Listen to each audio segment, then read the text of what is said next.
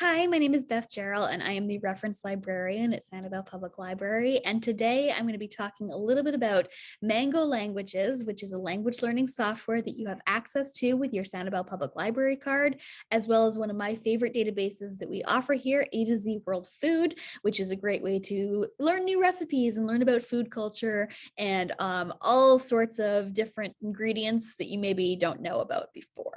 So I'm going to go ahead and share my screen here and we will get started.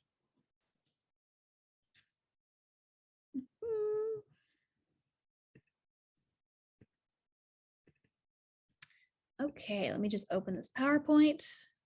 There we go. So as I discussed today, we're going to be talking about Mango Languages and AtoZ World Foods. Because this is a presentation we're doing strictly for YouTube, feel free to pause this video at any time and go back if something wasn't clear for you. But if you need a little bit of extra assistance, of course, we're more than happy to help. You can call the library at 239-472-2483, and either we will be able to assist you over the phone, or you can book a one-on-one tech help appointment with one of our fabulous IT professionals. So let's just jump right into Mango Languages. The first thing you're going to do is find it in the App Store. I'm using an iPhone here, so if you're using an Android device, it might look a little bit different, but generally it's going to be that little A symbol that arrow is pointing to. And of course, you might need your password from your App Store, so if you don't have that, you can pause this video and try to find that password now to download an app. Sometimes your settings will require it, sometimes they won't. It determines how you set up your phone, but we can get into that as we go. Once you open that App Store up, you're going to locate the search function. That is that little search button right down there in the bottom right-hand corner. And then once you've located that little search magnifying glass, you're going to go ahead and click the thing that says search and start typing. And you're going to search Mango Languages in the search bar. Look for the logo with the colorful letter M. It might be orange for some of the older devices because Mango did change their logo recently. So if you see an orange M instead, that's also Mango Languages. But look for that really colorful one. And then you're going to click that button that says download. This is where you may need to enter your App Store password, but you can click open the app once it is downloaded for you.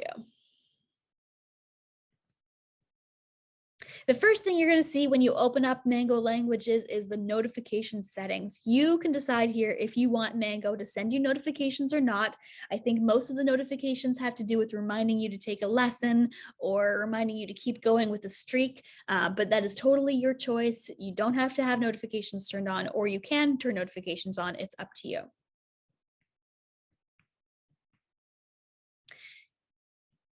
There we go. Sorry, I missed a slide there. Once you have decided your notification settings, you can sign up for an account. Now, make sure you're pressing that sign up button instead of the login button, unless you already have a Mango account, in which case you will need to click login. But if you're a first-time user for Mango Languages, make sure you're clicking that button that says sign up.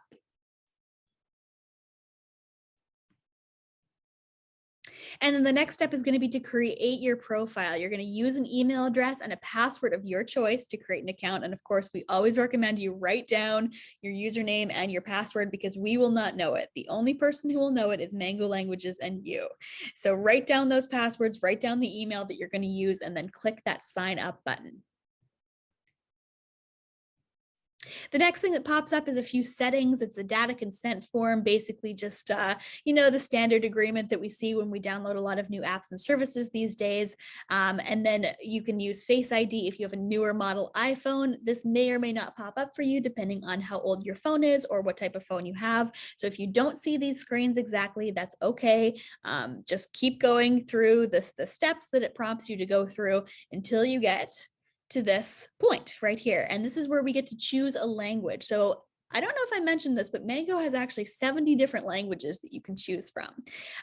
So you can select one that interests you. There's all sorts of really interesting things here. Of course, they have the popular ones sorted first. So Spanish and French and English and Japanese and German, but there's also some fun ones like pirate. You can learn how to speak like a pirate. It's a little silly, but it is fun. And some of those languages are free. You'll see a thing that says free, but don't worry about that because you're going to have access to everything with your Sanibel Public Library card. So once you've chosen that language, you can get ready to enter your library info. So go ahead and pause this video and get out your library card if you don't have it on you already. And there's a few different things that pop up. There's the prices. We want to ignore those, and we want to click Find Free Mango. So you want to click that search button right beside Find Free Mango. And we're going to find Sanibel Public Library. So you're going to enter our zip code, which is 33957, into the search bar. And you can see all sorts of different libraries nearby pop up. You can see which libraries offer mango and which ones don't. Of course, if you're a Sanibel Public Library card holder, you want to click Sanibel Public Library. You can allow it to search using your location. You don't have to. It's up to you. I would just use allow while using the app just to make things easier. But again, you don't have to if you don't want to share your location with Mango. Here's where you're going to enter your Sanibel Public Library card number. So make sure you're entering that card number with no spaces. All of our cards start with 2077. So that's the number that you want to start with, and then read the rest of your card number on there. And then enter that into that enter the information bar, and then tap that big button that says Access Mango. You should get a message that says success and that you're ready to begin learning a language. But if you don't see the success message and you've entered your barcode correctly with no spaces, try seeing a staff member to renew your library card, or it could be that you've already created an account, a Mango account with that library card. So give the library a call and we are happy to assist you and walk you through some troubleshooting if you don't see the success button. But if you do see the success button, go ahead and click continue and start learning. As you can see here, it kind of breaks it down into multiple units and chapters. So I selected French because I'm very interested in learning French. So the main units, it'll do your introduction and connections and community. There's also, if you can see, a placement test. So if you have a little bit of background in the language already and you don't want to go right back to the basics, you can take that placement test, and it's actually going to determine where you are in your language learning abilities and put you where you need to be to learn more without having to go back to very basic stuff. But for those of us who are beginning, you can just click introduction, and then in that introduction, there's going to be chapters. And then in those chapters, there's going to be individual lessons. Now you're going to have to click that little download button to get each of the individual lessons on your phone. And you have to go through all 10 of those before you can move on to the next one. But I think it's really beneficial, and it's really fun. It's a really great way to learn a language, and they incorporate things, not just reading, but also pronunciation and listening. So there's really a comprehensive way to start learning a language. As I mentioned, you can take a placement test if you already have that background in that language. That's right in the very main page of the app. So it's just that thing right there that says placement test. It's kind of hidden a little bit, so make sure you keep an eye out for it if that's something you're interested in doing. But the best thing about Mango is you don't just have to stick with one language. If you're a type of person who can handle more than one language at once, I'm not. But if you are, you can add as many languages as you want. You just have to go to that main lesson page. So for me, it was French, and then click that little arrow up in the top left-hand corner, and then search the language that you want to add. So for example, I did German here, and then you can toggle between them. You can see I have an arrow pointed down towards the bottom of this here. So if you want to do your French lesson and then your German lesson, or you want to table French and focus only on German, this is where you can toggle between those different languages and select which one you want to learn right in the moment. So you can switch between them. Of course, I wish I could answer any questions for you guys, but since this is a recorded video, you can type any questions you have into the comment section and we're happy to answer it. We will be monitoring that. Or as I mentioned a couple times, you can call the library at 472-2483 and we're happy to answer any questions. But right now we're going to move on to AtoZ World Food. This is the part of the presentation that covers recipes and cultural information and information about ingredients. So unlike Mango Languages, this isn't actually an app you can download. You'll have to either use your phone and go to our website version on here, or you can use a desktop computer and go to our website. Doesn't really matter. Either way, it'll work for you. Just make sure you're heading to sanlib.org. That's SANLIB as in Bob.org. And our front page, of course, might look a little bit different because it does change so often, but this is generally what it should look like. Look for that wonderful bird logo that we have up in that top left-hand corner. And then once you are in to our website, you're going to click on resources. So that's that top bar right there. You can see home, eShelf, catalog. Click the one that says resources, and then you're going to click arts, culture, music, and film. Now, I should mention here, I got to do a little plug. There's so many different databases that we have access to here. So I would really encourage you to take some time and explore all of these different things that you have access to, because as a card holder, you're going to have access to all of these different databases that other people may not have. So it's really important to take advantage of those and find some of the databases that you think might interest you. But for now, we're going to click on arts, culture, music, and film.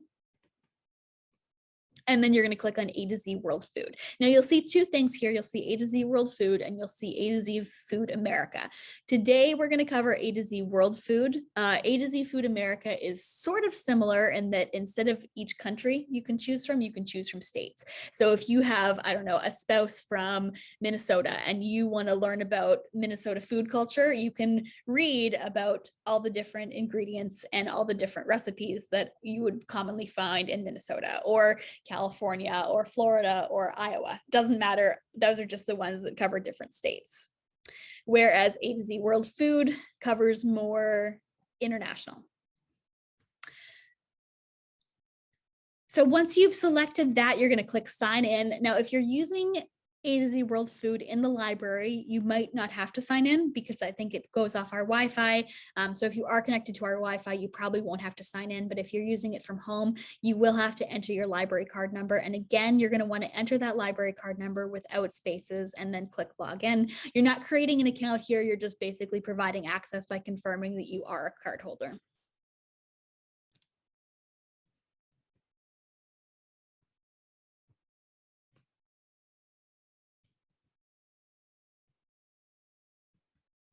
And then you can start exploring. You can do many, many things on AtoZ World Food. You can click on any country to get started. You can see wherever you hover your mouse over, it'll turn orange, and then also provide a list of countries. So if you know exactly which country you want to look for, exactly which recipes you want, you can go ahead and click that country from there, or you can just click whatever country you think fascinates you.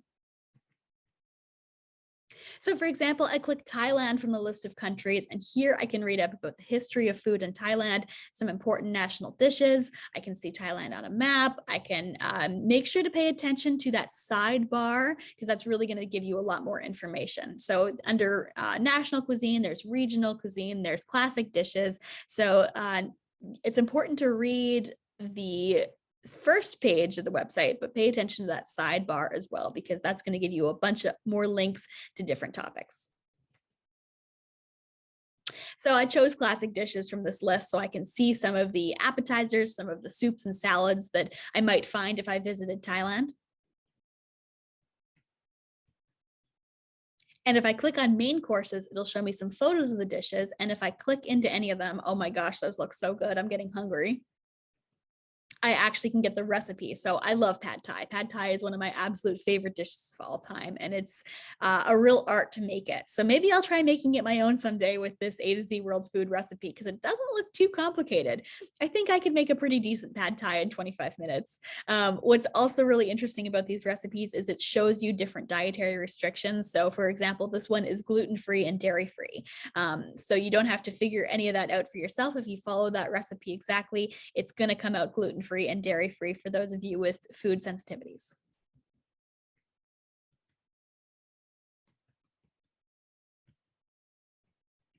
Clicking on the ingredients section, and that's that top navigation bar. So before we were in world cuisines, now we're in ingredients. You can read up on the history of any ingredient, and you can of course choose that ingredient tag to read more. So again, look at that sidebar on the left-hand side. That's going to give you all the different categories. So maybe if there's a special ingredient that you don't know how to pronounce or you want to read more about, this is where you can do it. The reference tab is actually going to give you history about food and cooking and all sorts of different ingredients. So you can read about the history of coffee and the importance of coffee in the world, or the history of spices and sauces. And again, that glossary section is where you can find more terms. So maybe you didn't necessarily know, or you want to look something up. This is the place you can do it. For example, I clicked on agriculture under historical timelines, and I can read all about the history of agriculture globally, which is really cool. Once again, I got to say it one more time, use that side navigation bar to help you explore even more. Because even if you click under the different categories, there's different subcategories under the categories. So for example, if I click on tea, there's tea historical timeline, there's coffee and tea quotes. There's just oodles of information in here that's just waiting for you to explore. Again, if you have any questions, feel free to call the library 472-2483 or drop a comment below in the comment section, and we will be happy to follow up and answer any questions you have. Thank you so much for sticking with me here and watching through the end of this video. I really appreciate it. And make sure to subscribe to Sanibel Public Library for more videos and more information about our databases in the future. Bye.